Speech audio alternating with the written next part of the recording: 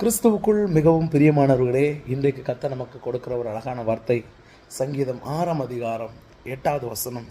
அக்கிரமக்காரரே, நீங்கள் எல்லாரும் என்னை விட்டு அகன்று போங்கள், கர்த்தர் என் அழுகையின் சத்தத்தை கேட்டார்.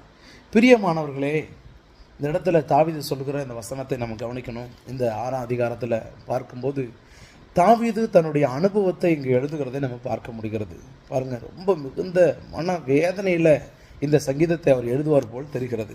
இதற்கு முந்தைய வசனங்கள் நம்ம பார்க்கும்போது 6ஆம் வசனத்தில் சொல்கிறாரு, என் பெருமூச்சினால் இளைத்து போனேன், முழுவதும் என் கண்ணீரால் என் படுக்கையை மிகவும் ஈரமாக்கி என் கட்டிலை நினைக்கிறேன் அப்படி சொல்லி அவர் சொல்கிறத நம்ம பார்க்குறோம். பிரியமானவர்களே, ஒருவேளை உங்கள் வாழ்க்கையில் கூட உங்கள் சூழ்நிலையில் கூட நீங்கள் இப்படி முழுவதும் அழுது கண்ணீர்னால் உங்கள் படுக்கையை நினைக்கக்கூடும். உங்களுடைய ஒரு ஆறாத ஒரு துக்கத்தில் நீங்கள் இருக்கக்கூடும். பிரியமானவர்களே, இன்றைக்கு கர்த்தர் சொல்கிற ஒரு வார்த்தை உங்களுக்கு நினைவுபடுத்துகிற ஒரு வார்த்தை என்ன தெரியுமா? கர்த்தர் என் அழுகையின் சத்தத்தை கேட்டார். தேவப்பிள்ளையே, என்னோடய ஜெபம் கேட்கப்படலை, என்னோடய ஜெபத்துக்கு ஒரு பதில் இல்லை, நீண்ட நாளாக என்னோடய ஜெபம் இப்படியே போய் கொண்டிருக்கு, என்னோடய அழுகையின் சத்தத்துக்கு ஆதரவு இல்லை அப்படிங்கிற நிலைமையில் நீங்கள் இருக்கலாம். இன்றைக்கி கர்த்தர் நினைவுபடுத்துகிறார்.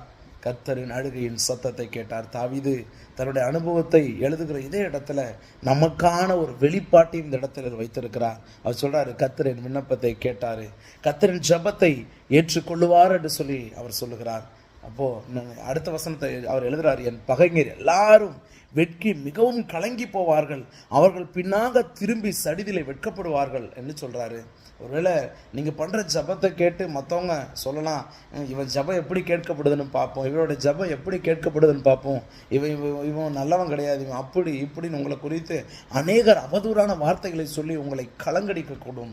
பிரியமானவர்களே, உங்களை பார்த்த எல்லாருடைய கண்களுக்கு முன்பதாக, உங்களை ஏளனமாக உங்களை அற்பமாக நினைத்த எல்லாருடைய கண்களுக்கு முன்பதாக கர்த்தரின் ஜெபத்தை கேட்டார் என்று நீங்கள் சொல்லத்தக்க வகையிலே தேவன் உங்கள் வாழ்க்கையில மகத்தான அற்புதங்களை செய்து முடிப்பார்.